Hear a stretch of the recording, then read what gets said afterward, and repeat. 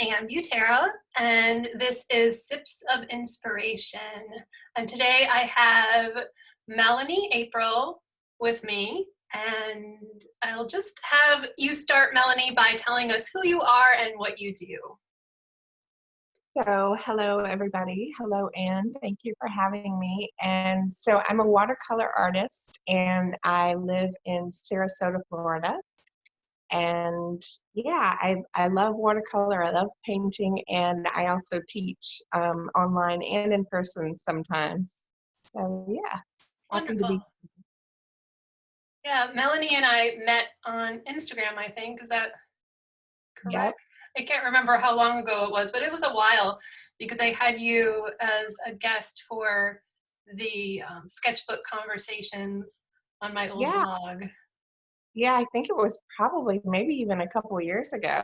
Yeah. Maybe. It's been a Yeah, it while. has to be because that series ended a few years ago. I'm bad with dates, but I am terrible with dates. Yeah, it all runs together. so yeah, earlier this year I was kind of frustrated with social media, but then just thinking about the fact that it allows people to connect, like we've connected, and so many of the artists that I've met online have connected. So good to look Yeah. on the bright side of things too, instead of just complaining. It's true. Yeah, there's so many good things and so many things to be grateful for with social media. And then, but there are those days where I have seriously considered just shutting it all down. Pulling the plug. So I want to start by asking you, where do you find inspiration and what do you do to keep your creativity and your inspiration flowing? So this is like a huge question for me because I think that I don't know if you know that movie Up, the Uh-huh. Pixar movie, that dog that's like squirrel, squirrel. That's where I'm at.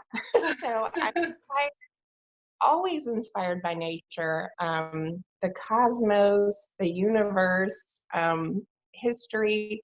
I'm really starting to dive into more art history. So, like, finding inspiration is not a problem, but focusing inspiration is a problem. Like, I tend to kind of jump from one thing to the next. So, but yeah, I would say my biggest inspiration always is nature. Mhm. So then, if you have no problems finding inspiration, what would you say is your biggest challenge creatively?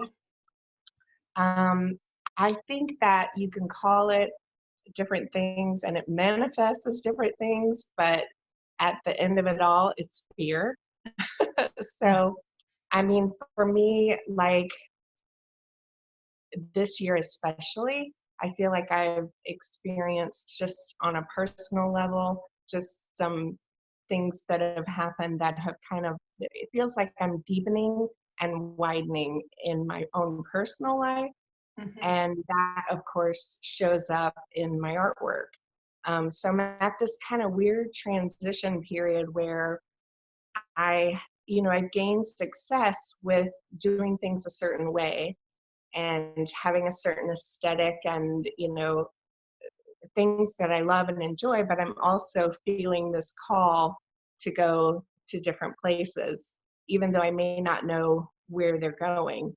So in order to follow that call, I've had to take a step back from doing what I've been doing, which Mhm. means that, immediately you're faced with this voice of fear saying, what are you doing? Because this Mhm. works. What are you doing this for? So I think, it manifests as procrastination or, all sorts of different ways. But at the end of the day, it's all stemming from fear of, you know, can I do it? How's it going to turn out? What am I doing? Why am I doing it? So yeah, And that would how be. do you have any techniques that you've been using to help you overcome this? Yeah, I think for me right now, like I said, so I've been kind of exploring some different mediums and some different things that I want to create. And it all feels very raw and vulnerable right now. And it's okay not to post that stuff. Exactly. To give it room. And it feels good and exciting to do all that. And I want to share it, but I also know that I'm not ready to share it because I'm not ready to hear, whatever may come, whatever anybody has to say. I need to keep it just kind of safe right now. So that would be my number one thing: is everything you create, you don't have to share it. And it feels kind of wonky to, after, like, for a 2 to 3 year period, I was posting pretty much every day. And so even taking that step back and not posting every day and taking the breaks, it feels odd. It really does. It's like, it feels good. It feels Mhm. really good, but it also feels kind of scary and wonky. But I think ultimately at the end of the day, you just have to ask yourself, am I doing what feels right to me? You know, and that's what I've got to lean on. Mhm. Yeah, and I can relate to that too because my style is so specific. And Mhm. I feel that if I ever want to do something different, I can't. And that's Right, one of the things that I do is work those ideas out in my sketchbook. And right. I keep that private because it's for me. And Have to constantly, like, ask myself, who are you doing this for? Like, I love connecting and all of that, but ultimately I have to be my own validation. Mhm. Yep.